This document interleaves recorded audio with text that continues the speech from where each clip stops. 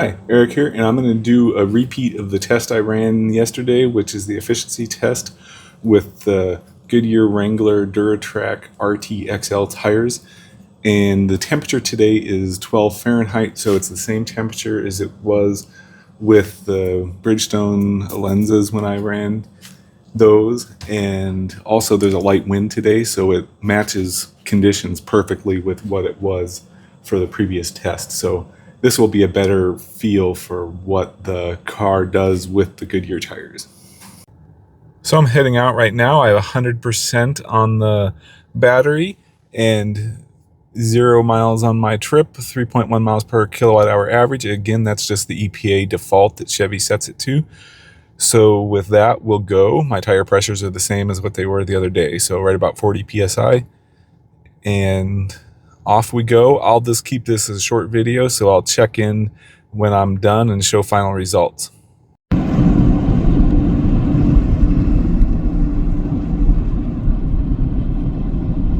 Solar farm looks pretty active right now. Panels are pointing towards the sun.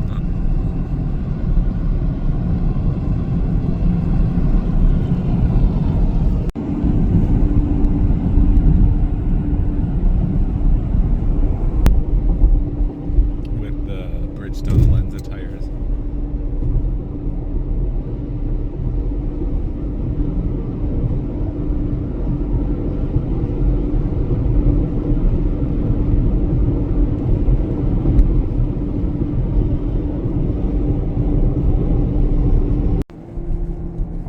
Just went around the roundabout for halfway.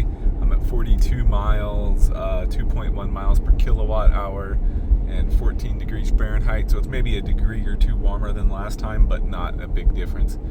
And battery percentage is at 76%. That's the main thing I'm going to go by today is battery percent.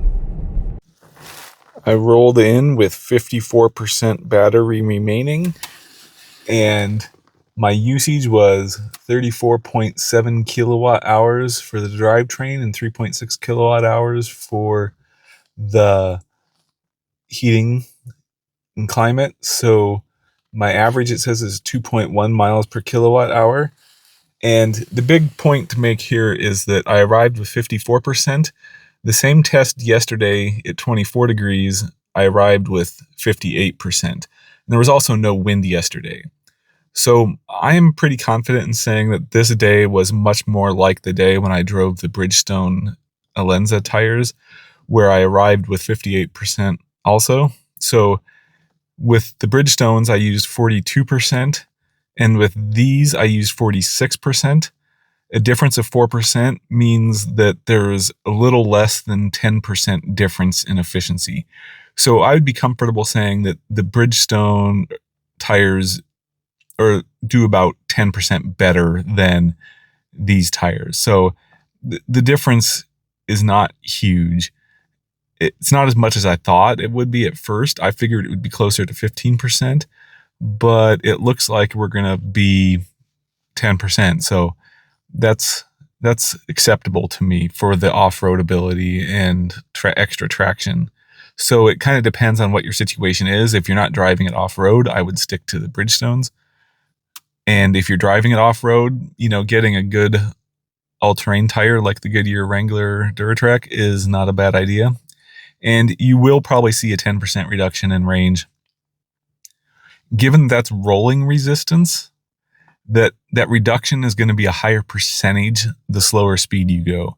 So as you go faster, wind resistance starts to take over. So it will degrade your performance much quicker as you go fast.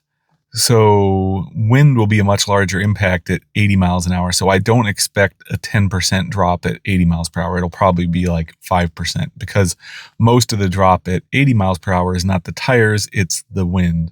So with that, I'm going to do that test next, hopefully the 75 mile per hour test, but that'll wait until it warms up enough so I have a comparable test with the Bridgestone tires. So because I already did that test last year, but it was at a mild temperature. So to do the same thing, we'll have to wait until spring for that test.